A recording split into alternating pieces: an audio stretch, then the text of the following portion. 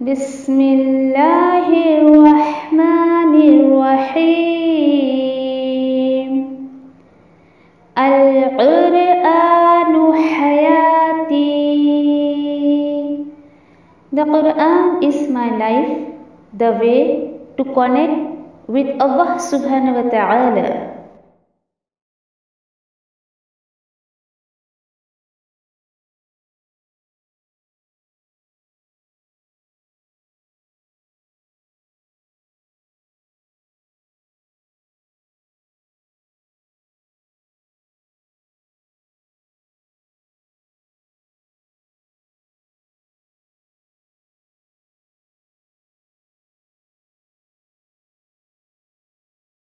अस्सलामुअलैकुम वरहमतुल्लाहि वबरकातुह। नहमदुहु व नुसल्ली अला रसूलिहिल करीम, अम्मा बाद। फ़अऊज़ु बिल्लाहि मिनश शैतानिर रजीम, बिस्मिल्लाहिर रहमानिर रहीम। सूरतुल बक़रा, आयत नंबर 178 to 182। या अय्युहल्लज़ीना आमनू कुतिबा अलैकुमुल क़िसासु फ़िल क़त्ला। अल-हुर्रु बिल-हुर्रि वल-अब्दु बिल-अब्दि वल-उन्सा बिल-उन्सा। फमन उफ़िय लहू मिन अख़ीहि शैअन फ़त्तिबाउन बिल-मअरूफ़ व अदाउन इलैहि बिइहसान। ज़ालिका तख़फ़ीफ़ुम मिर रब्बिकुम व रहमह। फ़मन इअ्तदा बअद ज़ालिका फ़लहू अज़ाबुन अलीम। वलकुम फ़िल क़िसासि हयातुन या उलिल अलबाबि लअल्लकुम तत्तक़ून। कुतिबा अलैकुम इज़ा हज़र अहदकुमुल मौतु इन तरक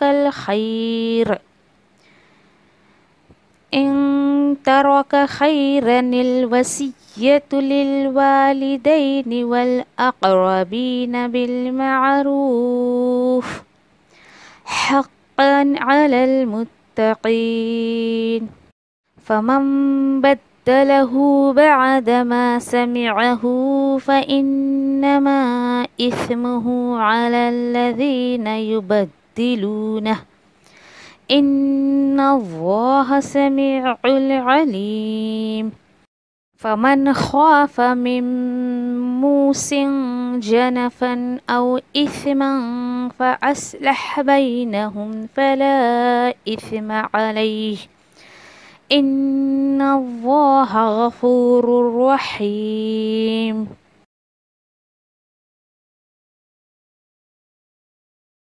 बिस्मिल्लाहिर्रहमानिर्रहीम। सूरतुल बक़रा, आयत नंबर 178 to 182। या अय्युहल्लज़ीना आमनू कुतिबा अलैकुमुल क़िसासु फ़िल क़त्ला। ऐ वो लोग जो ईमान लाए हो, फ़र्ज़ कर दी गई तुम पर क़िसास की सज़ा क़त्ल के जुर्म में। अल-हुर्रु बिल-हुर्रि वल-अब्दु बिल-अब्दि वल-उन्सा बिल-उन्सा।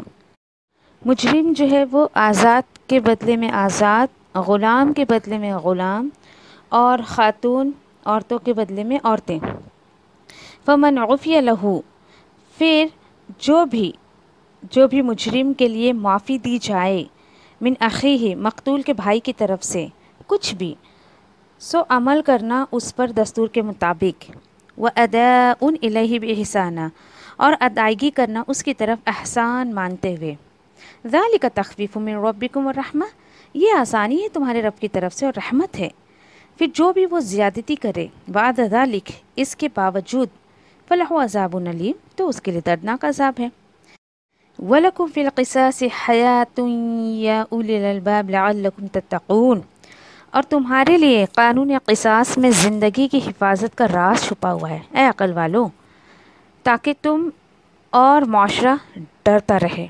कुतिबा अलैकुम इज़ा हदरा, फ़र्ज़ कर दिया गया तुम पर जब हाजिर हो आए तुम में से किसी को भी मौत आए। इन तरह का खैर, अगर वो छोड़ रहे हों कोई माल, कोई खैर, तो वसीयत कर दे। लिल वालिदैनी वल अक़रबीन बिल मारूफ़। वसीयत किसके लिए करते? वालिदैन के लिए, रिश्तेदारों के लिए, लेकिन मारूफ तरीके से। ये हक़ है अलल मुत्तक़ीन, तकवा रखने वालों पर, तकवा करने वालों पर यह हक़ है। फ़मन बद्दलहु बअद मा समिअहु, फिर जिसने भी बदल दिया उस वसीयत को उसके बाद के उसने सुना था उसे, तो दर हकीकत गुनाह उसका उन लोगों पर होगा जिन्होंने बदल दिया उसको, उस वसीयत को। इन्नल्लाह समीउल अलीम, बेशक अल्लाह खूब सुनता जानता है। फ़मन खौफ़ा मिन मूसिन जनफ़न, और जिससे अंदेशा हो, खौफ हो वसीयत करने वाली की तरफ से किसी भी तरफदारी का या गुनाह का, फ़अस्लहा, सो इस्लाह करा दे, बैनहुम फ़ला इस्म अलैहि, उनके दरमियान इस्लाह करवा दे तो कोई गुनाह उस पर नहीं होगा। यानी जिसने इस्लाह करवाई वसीयत में उस पर कोई गुनाह नहीं होगा। क्यों? क्योंकि इन्नल्लाह गफूरुर रहीम, बेशक अल्लाह बख्शने वाला, रहम करने वाला है। बेशक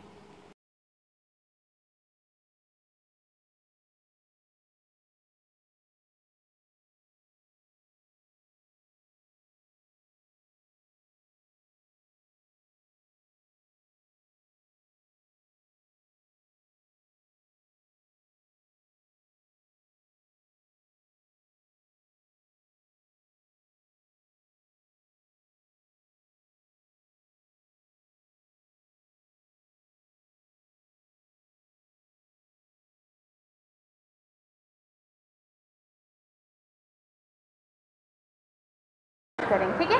सूरह बकरा आयत नंबर 178। अब देखिए यहाँ से कुछ जो है आयतें जो अब आगे तक सब ऐसे मसले मसाइल ही चलेंगे।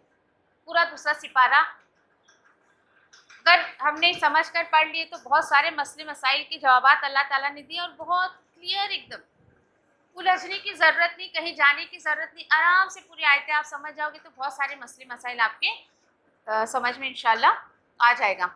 अब यहाँ पर देखिए होता क्या था दौर जाहिलियत में कि अगर कोई किसी का कत्ल करता था, जैसे कोई लीडर है या सरदार है या फिर वो हेड ऑफ द फैमिली है, कुछ है, तो वो लोग क्या करते थे, कत्ल करके आ गया, बदले में अपने गुलाम को ले जाओ, इसको कत्ल कर दो, क्योंकि कत्ल का बदला कत्ल था ही। लेकिन इस तरीके से नहीं, अगर किसी ने किसी का कत्ल किया तो बदले में उसके पूरे खानदान को मार दिया जाता था।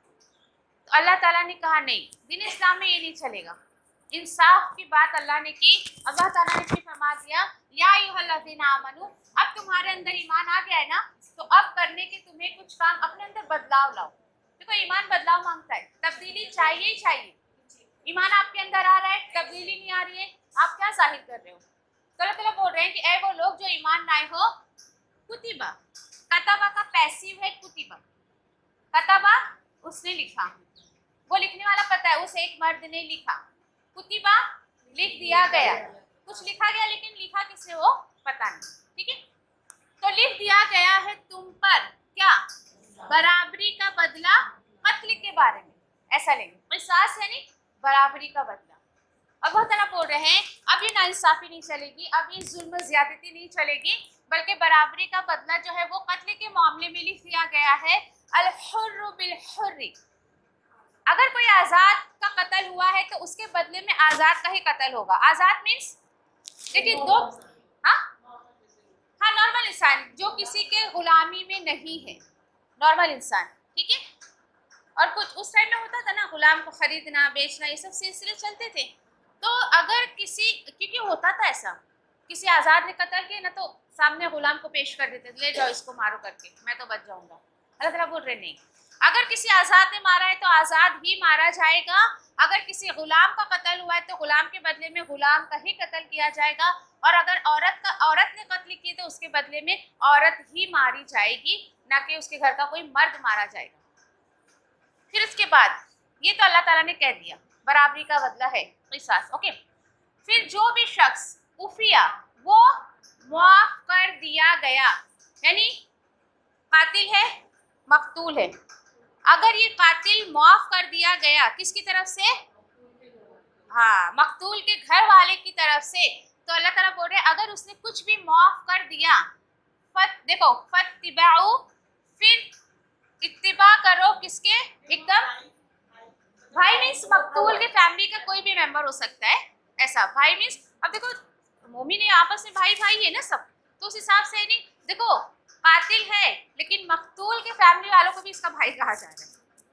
कितनी खूबसूरती से अल्लाह ताला आयत को बयान कर रहे, देखो। तो ये बोला जा रहा है कि अब उसने माफ कर दिया है ना, तो क्या करो, तुमको भी चाहिए, यानी कातिल को चाहिए कि वो क्या करे, फिर अच्छा रवैया करे। नहीं, अब इसके साथ अच्छा रवैया करे। किसके साथ? मकतूल के घर वालों के साथ। मकतूल के घर वालों के साथ वो अच्छा रवैया करे, वो अदा इलैहि बिइहसाना, और वो उसके साथ एहसान का मामला भी करे। ऐसा नहीं कि आप उसको छोड़ दिया तो और ज़्यादा ज्यादती उसके ऊपर करता रहे, नहीं। बीच में एक वीडियो बहुत ज़्यादा जो है सर्कुलेट हो रहा था, देखिए एक बाप रहता है, उसके बेटे का कत्ल हो जाता है, पता नहीं मुझे किसी दूसरे मुल्क का था, उसने उस लड़के का कत्ल माफ़ कर दिया था, उस पर अपने बेटे का कत्ल उसने माफ़ कर दिया था।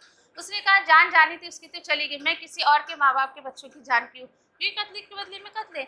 ये इंडिया इसको फॉलो नहीं करता है ना, क्योंकि यहाँ पे इस्लामी निज़ाम नहीं है, यहाँ पे इस्लामी जो है वो रूल्स एंड रेगुलेशन नहीं चलते, लेकिन जिस मुल्क में चलते वहाँ पे उसको फॉलो किया जाता है। आज भी ये जो इस्लामिक मुल्कों में ये रूल फॉलो किया जाता है कि कत्ल के बदले में कत्ल किया जाएगा।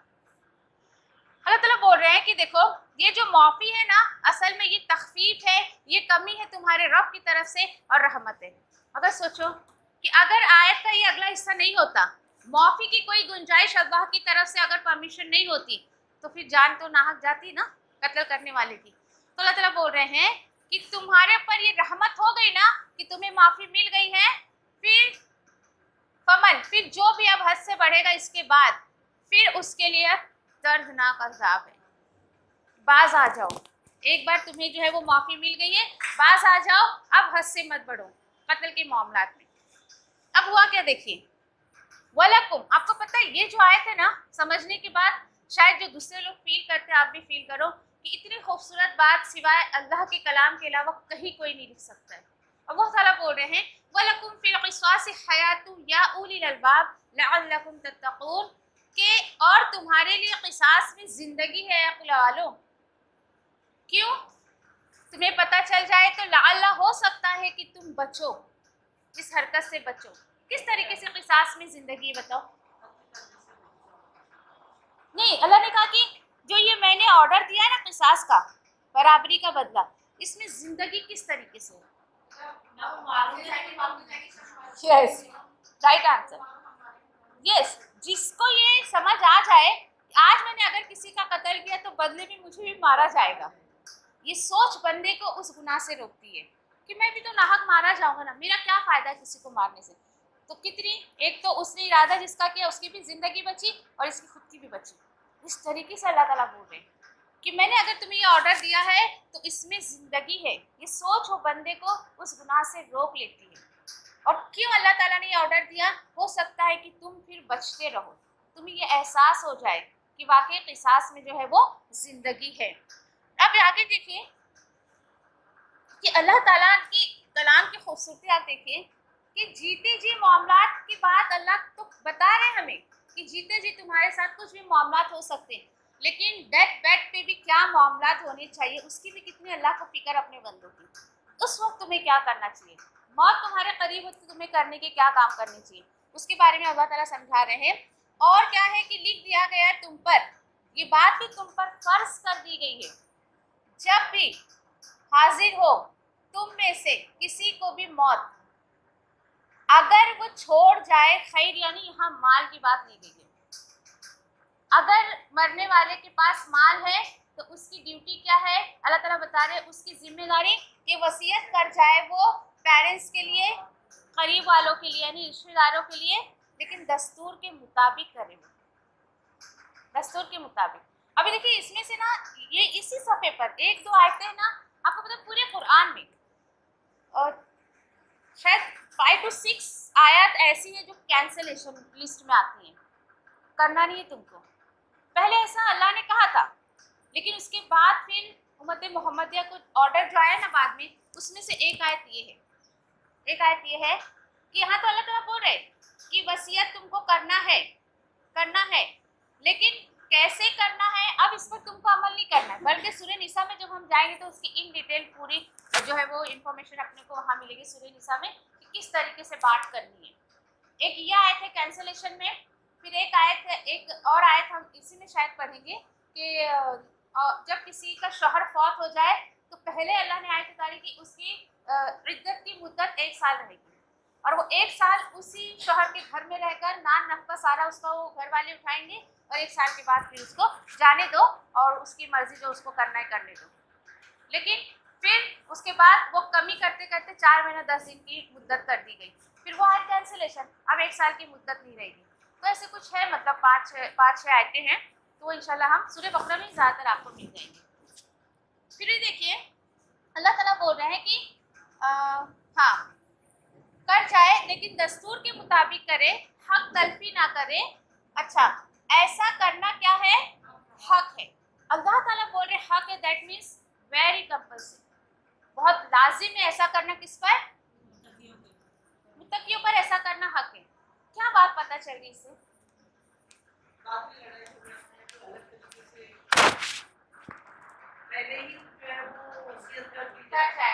ठीक है। और जैसे कि आप ये देखिए, पहली बात तो अगर आप इसको देखो कि अल्लाह ताला बोल रहे हैं मुत्तकियों पे ऐसा करना हक है, यानी मुत्तकियों के पास ईमान रहता है। ये लोगों की सोच है कि मतलब दीनदार है तो इसको माल की क्या जरूरत, इसके पास कई को माल।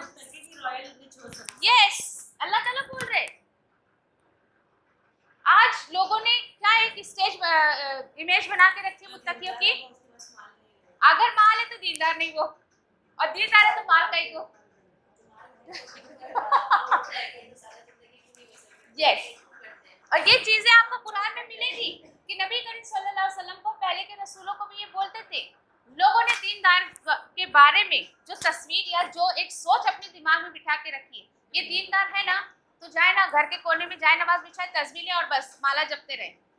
जरा कहीं घूमते फिरते किसी दीनदार को देख लिए ना, आग भी फटी रह जाती है और उंगली भी उठती है, लो ये तो निकले घूमने फिरने। तो अल्लाह ताला थोड़ी मना कर रहे कि अरे दीनदार के दिल में भी क्या होता है, सीने में दिल होता है, उसके भी ख्वाहिशात होते हैं, जज्बात होते हैं उसके, तो थोड़ी सब कुछ मार के और फिर इस तरीके से लाइफ, बल्कि दीनदार ज़्यादा अच्छे से लाइफ एंजॉय करता है, क्योंकि उसको अल्लाह की हुदूद पता रहती है, उसे पता रहता है कि मेरा रब किस चीज़ से राज़ी होगा और किस चीज़ से नाराज़ होगा।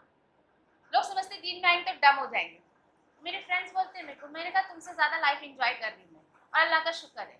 उनको ऐसा लगता है कि मेरी लाइफ बोरिंग हो गई, लेकिन मैं बोलती नहीं, अल्हम्दुलिल्लाह तुमसे बेहतर अल्लाह ने मेरी ज़िंदगी बनाई है, क्योंकि मैं थी ऐसी पहले जिसने कहा हाँ चलो I am available for every time, उन लोगों के लिए थी। अभी मना कर देती हूँ ना उन लोगों को, नहीं मेरे पास टाइम नहीं है तो उस पर वो लोग थोड़ा शिकवा शिकायत करते, लेकिन है मेरे पास बहुत टाइम है, मैं ऐसा फालतू काम के लिए मतलब मना कर देती, लेकिन हाँ कुछ काम है तो बोलो, नहीं तो मेरे पास टाइम। लोगों की सोच, आपकी सोच अल्लाह ताला जो है वो तब्दील कर देंगे कि नहीं ये बात नहीं है। अल्लाह ताला बोल रहा है कि मुत्तकी के पास ही पैसा होता है, जब तो अल्लाह ताला ने उसको ऐसा करने का हुक्म दिया है ना। हाँ, लेकिन उसको ये पता होता है कि वो माल लगाना किधर है, वो इसराफ नहीं करता है, वो अपने पैसे को वेस्ट नहीं करता है, इसलिए लोगों को दिखता नहीं है। फिर ये अपने आप से एक जो है जज कर लेना कि उसके पास बहुत पैसे हैं मतलब अल्लाह उससे नाराज है, नहीं। ये भी एक बहुत बड़ा इशू है हमारे समाज में कि किसी भी मालदार को देखेंगे तो बोलेंगे हाँ इससे अल्लाह खुश नहीं है इसलिए बहुत इसको दे रहा है, ये तो इतनी नाफरमानी है, बहुत उल्टा पुल्टा कुछ भी सोचते हैं।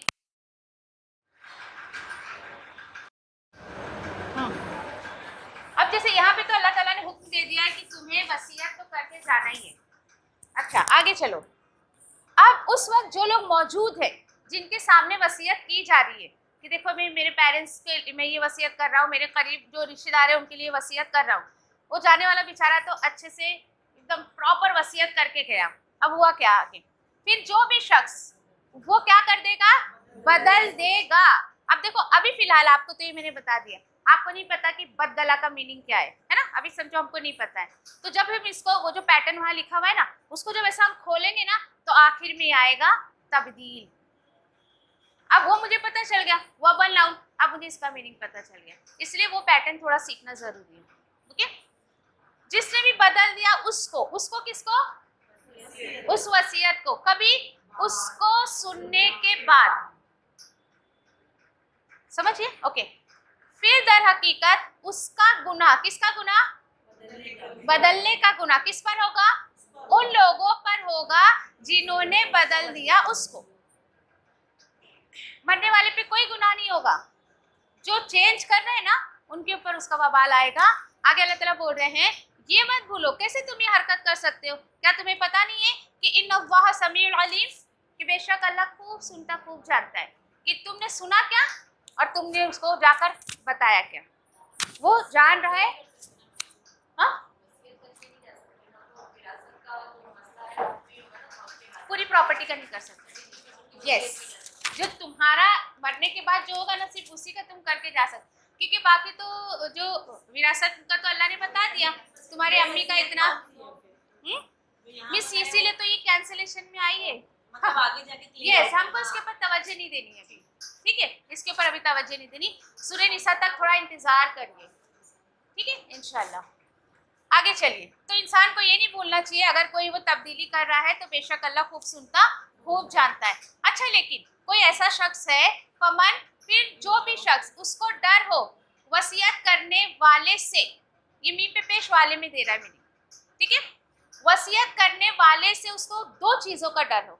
एक तो जनाफन का डर हो, यानी झुकाव का, कि उसके 3 बेटे थे तो उसने वसीयत ऐसे की है कि सारी प्रॉपर्टी मेरे एक ही बेटे को दे दी जाए, बाकी 2 बेटे एक तरफ माइल होकर उसने वसीयत की। दूसरा ये कि उसको गुनाह का डर हो, वो जिसने सुना है उसको ये बोल के गया कि देखो मेरा इतना माल उस शराब खाने में दे देना, उधर ये गलत काम में दे देना, उधर ऐसा, अब ये गुनाह के काम में लग जाएगा ना उसका पैसा। अब ये जिसने सुना है ना उसको ये पता है कि अगर ये वसीयत मैंने इसकी फैमिली मेंबर को दी तो उसके ऊपर गुनाह आ जाएगा करने वाले पे, और एक इनके घर में लड़ाई झगड़े हो जाएंगे, उसको पता है ना। इस सूरत में अगर उसने इस्लाह कर दी उनके दरमियान, ये जो मामलात हो रहे हैं इनके दरमियान, अल्लाह ताला बोले फला इस्मा अलैहि, अब वो सुनने वाले पे कोई भी गुनाह नहीं आएगा। क्यों? क्योंकि उसका इरादा इस्लाह का था, वो अपना माल उसने गलत जगह पर लगाने को कहा, गुनाह के काम में लगाने को कहा, फिर भी उसका दिल नहीं मान रहा है कि मैं ये वसीयत दूं और ये उसका माल उसके लिए वबाल का काम करे मरने के बाद भी। तो अल्लाह ताला बोल रहे हैं फिर अभी तब्दील करने वाले पे जो है कोई गुनाह नहीं होगा। फिर ये सिफत भी देख लो, इन्नल्लाह गफूरुर रहीम, अल्लाह ताला खूब माफ़ करता और खूब रहम करता है।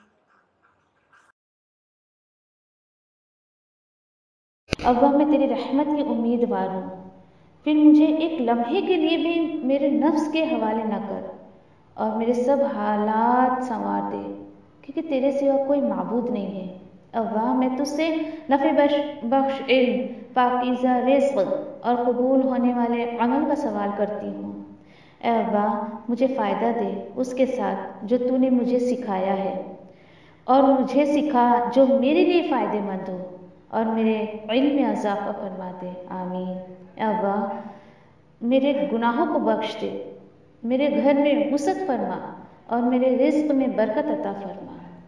अल्लाह मुझ पर मेरे बुढ़ापे के करीब और मेरे उम्र के ख़ात्मे तक अपना रिज़्क़ कुशादा कर रखना। अल्लाह मेरी किफ़ायत को अपने हलाल के साथ अपने हराम से बचा और मुझे अपने फ़ज़ल से अपने सिवा हर किसी से बेनियाज कर दे। आमीन या रब्बी। अल्लाह जो रिज़्क़ तूने मुझे अता किया है उसमें मुझे क़नाअत और बरकत अता फरमा और मुझे हर गायब होने वाली चीज़ का बदला भलाई के साथ अता फरमा। आमीन या रब्बल आलमीन। ए अल्लाह कोई काम आसान नहीं मगर जिसे तू आसान कर दे, और जब तू चाहता है मुश्किल को आसान कर देता है। तो अल्लाह इन दुआओं के साथ मैं तुझसे दुआ करती हूँ कि तेरी किताब को समझना हम पर आसान कर दे, तेरी किताब को समझकर उस पर अमल करना हमारे लिए आसान कर दे इंशाअल्लाह। आमीन या रब्बल आलमीन।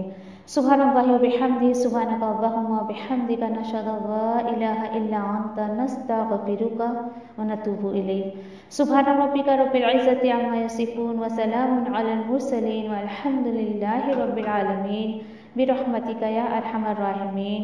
रब्बना आतीना फिद दुनिया हसना व फिल आखिरति हसना व क़िना अज़ाबन्नार। रब्बना तक़ब्बल मिन्ना इन्नका अंतस समीउल अलीम व तुब अलैना इन्नका अंतत तव्वाबुर रहीम। आमीन या रब्बल आलमीन। वस्सलामु अलैकुम व रहमतुल्लाहि व बरकातुहू।